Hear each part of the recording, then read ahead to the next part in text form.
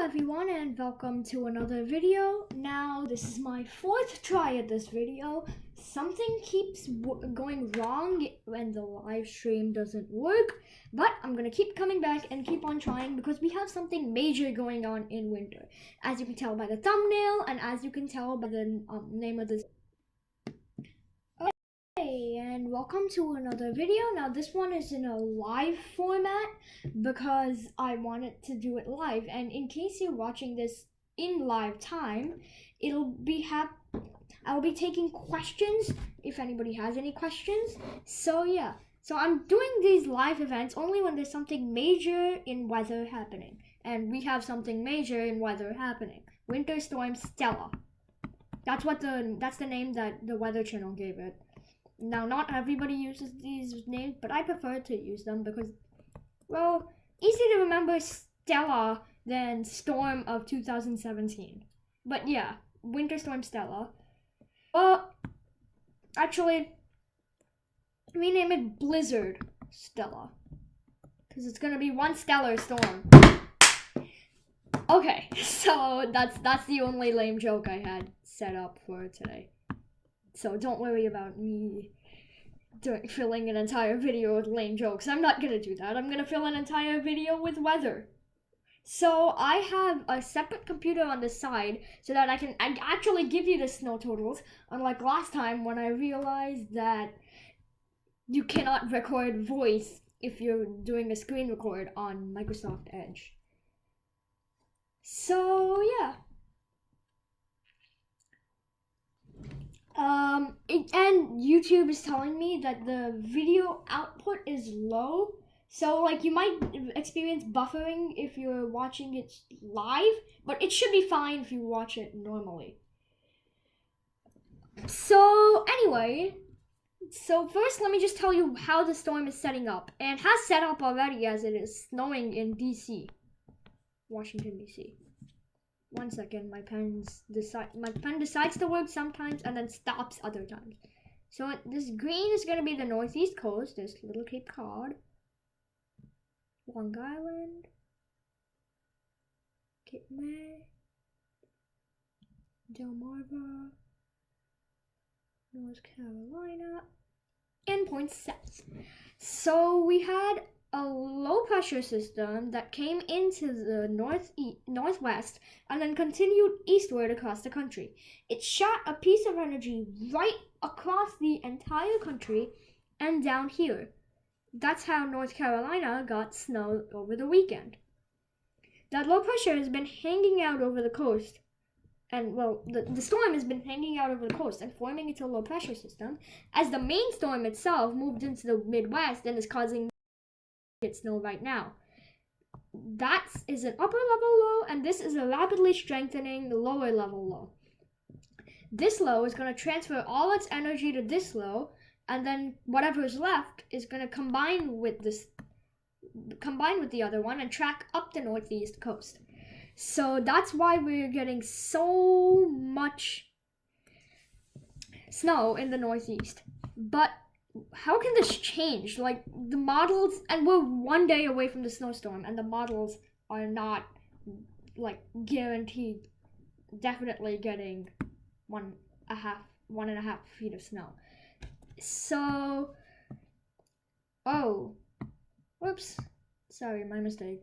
So there is something in the northeast called the 40-70 benchmark. It's the 40 degrees north latitude and 70 degrees west latitude line. And the point of intersection lines up just off the coast of Cape Cod. Now, how do meteorologists use this? Well, it's mostly used for nor'easter predictions, because if a nor'easter tracks to the east of the benchmark, it tends to keep the banding features off the coast, and so you don't get as much snow. But if the storm tracks to the west, okay, it's still on eraser. Why is it still on eraser? Oh my god.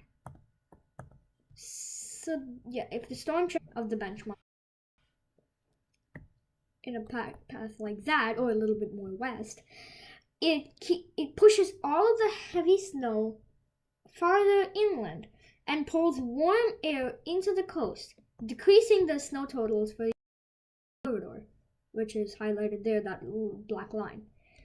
But if the storm goes right over the benchmark, right over that point of intersection between the 70-degree west latitude and 40 degrees north latitude line, in a path such like that, or a little bit closer like there, I just ran out of space, the banding features will set up right on top of the 95 corridor, and warm air will stay out to sea just enough so that the rain all stays offshore and the heaviest of the snow pummels the Megapolis corridor. The Megapolis, by the way, you'll hear me using that term a lot.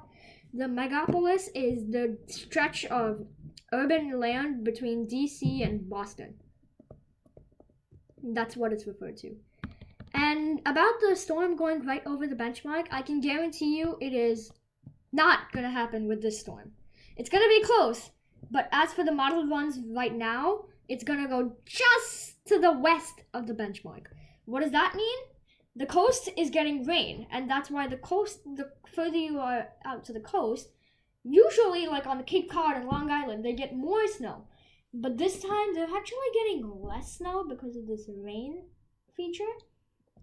But as as the storm moves up the coast, some more warm air will be dragged into it, and the Megapolis corridor may actually get a little bit of rain. That may hamper snow totals, and it might cause the snow to melt. But don't worry, it's still going to be a major storm, so don't underestimate it just because of this fact that it might rain a bit. So how this is going to happen, if we take this low pressure system right here, dots small, so you have the jet stream accelerating away and the jet stream accelerating towards. And there are two separate parts of the jet stream. There's a hole in the middle, right where the low pressure system is going to be. So because there's a hole, that causes lift. So since the storm is a low pressure system, it's rotating counterclockwise. So as the storm is rotating, it's pulling the winds around it and inwards. Now, there's this part of the Atlantic Ocean that's warm water, completely surrounded by cold water, known as the Gulf Stream. It leads right up to around in equal lines to the coast of Delaware, where it fizzles out and merges with the cold water around it.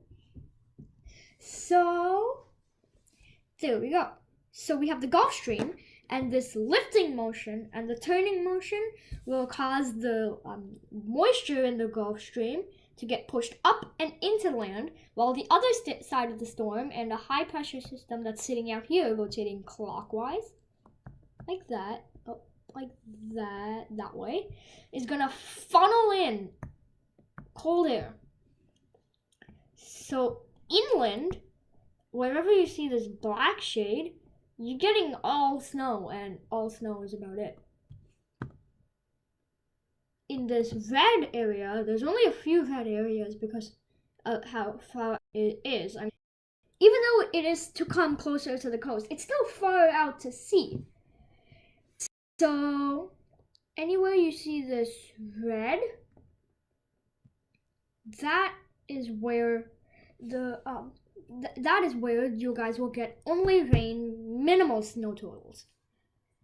And then, what I'm going to color in green is the large area of uncertainty. And of course, the uncertainty falls right on top of the Megapolis. So in this area of uncertainty, the model still cannot predict how far inland the warm air will get. And the model still cannot predict how close to the benchmark, in relative to the benchmark, will Stella go. Will it go here? Will it go here? Or will it go here? And that is a question nobody can answer. Now, before I go on, I'd just like to talk about why northeast nor'easters is extremely hard, and how we have failed. Meteorologists have failed in forecasting nor'easters plenty of times.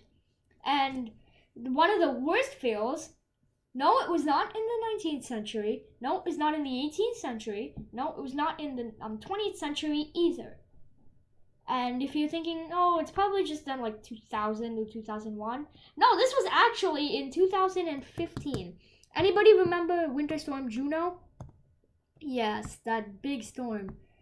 Oh, New York City is going to get 18 inches of snow. It's going to be a huge storm. State of emergency has been declared. Blizzard warning in effect. What happened? Kids, meteorologists, parents, adults, and the general public woke up in the New York City area, looked outside their window expecting to see 1.5 feet of snow. What did they see? Merely 8 inches or less. So what happened?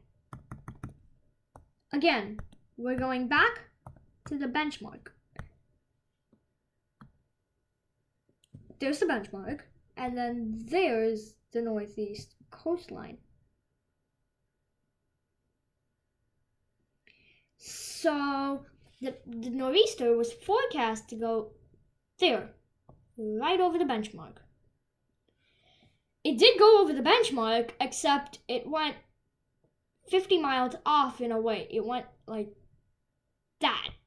So the maximum snow totals were right on in Boston. Boston still did get a lot of snow. But what happened down here in the New York area? Well, because of the angle at which the storm approached, the New York totals were 50 miles off. And 50 miles can mean a lot in New York, in northeast snow forecasts. He's snowing 24 inches here, 18 to 24 here, 12 to 18 here, 8 to 12 here, 5 to 8 here, 3 to 5 here, 1 to 3 here, and then it just could rain out here. Now that's such a sharp cutoff that the storm shifts 50 miles inland. Suddenly it's just raining here, 1 to 3 here, and it's all rain back here. So that's exactly what happened. The storm got pulled the other way though, so that instead of having rain, we just got less snow. So it was a big win for Boston and a big fail for New York. Now, flash forward 2 years and about a month and a half. Here we are, back to Winter Storm Stella. So this storm is going to be extremely strong, and strong storms obviously have a lot of wind going around it. So, oh yes, I forgot to mention, special thanks to the 2 people that are watching my stream right now. I know that's not an accomplishment, but to me it's an accomplishment because I have never done a live stream before, and my 2 friends happen to be watching. So, special thanks to them. So yes. So back to the storm. Strong low pressure systems have been rapidly accelerating around them. So this rapidly accelerating motion can pick up already fallen snow and add it to sideways falling snow because of the wind, and make the visibility extremely low. What happens? Well, you get a blizzard. Now let's define a blizzard for a second. Do you need the temperatures to be cold for a blizzard? Absolutely not. Does it even need to be snowing for a blizzard? Still no. Does the amount of snow falling affect this blizzard? No. There's 3 main factors. The winds have to be 35 miles an hour, sustained, or higher, with visibility is reduced to 1/4 of a mile, and this whole thing has to occur for a 3-hour period non-stop. So it is quite hard to reach blizzard conditions, but if you live in the New York area, or like from central Jersey, eastern PA, southeastern New York, through New York City, through Connecticut, through parts of Rhode Island, right up and to central Massachusetts, you will see this. When you open your phone and go to the Weather Channel app, if you have it, which you should, please have the Weather Channel app downloaded on your phone. It's really helpful. So you will see right at the top in a big red stripe, blizzard warning. That means that blizzard conditions are imminent.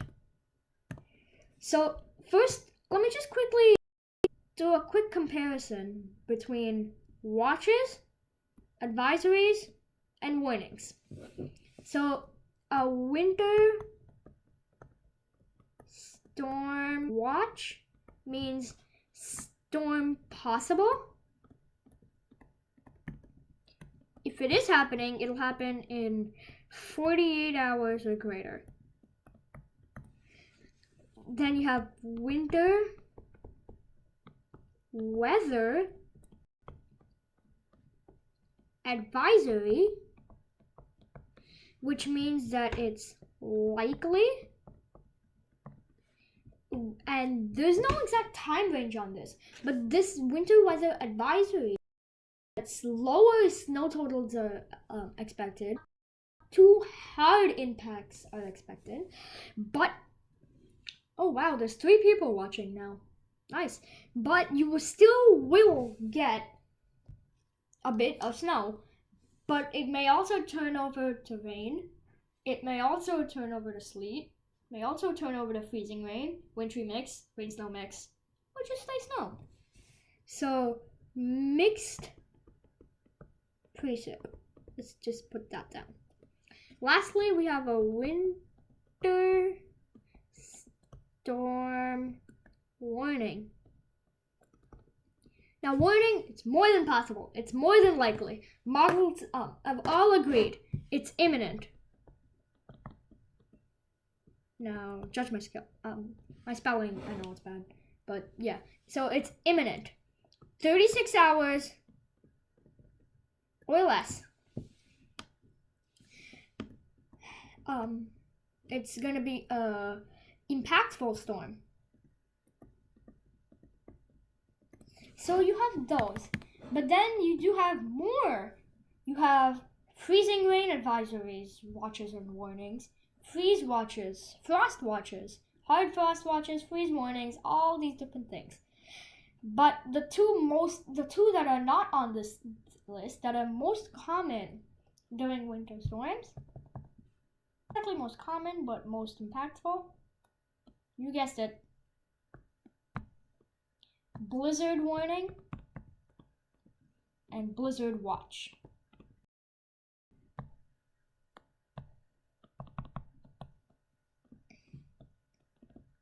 So blizzard watch means blizzard conditions possible, and there's no such thing as a blizzard advice.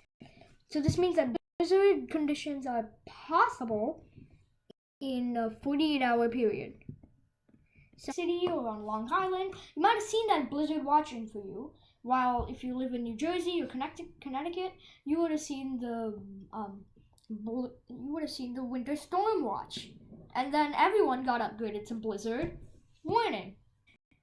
Imminent or extremely likely conditions.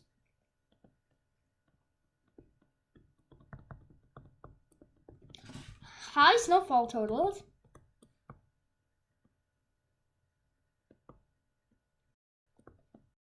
Hours or less. So that's just the terms for you. The watches and the warnings you'll see. So now let's get to the storm. Winter Storm Stella. You saw my video last Friday. You've been talking about it to your friends, to your colleagues, to your to your parents, to your family. Now you want to know how much snow. I got you covered. First up, we're going down I-95 and then we'll work our way up. Washington. So let me just get the Weather Channel up on my other computer so that we can get ready to go. Washington, DC. And by the way, if this ever changes, you can check this out for yourself on weather.com. Easy to remember, just type in weather.com and hit enter. It'll take you right to the Weather Channel's homepage. So yeah, weather for you guys in DC, it's been snowing a while now. So you guys are getting 1 inch tonight, plus you guys are going to be rain and snow mixing because you're right on that border. So you're getting 1 inch tonight plus 1 equals 2 inches. I know it's a big disappointment. Last video I said you guys are getting 12 to 18 inches. Yes, but again, the models changed a lot over the weekend. So it's a big disappointment for you in DC, but you're only getting 2 inches out of the storm. Up I-95, progressing our way. And hello everybody up there. Land with the big aquarium. Yep, Baltimore.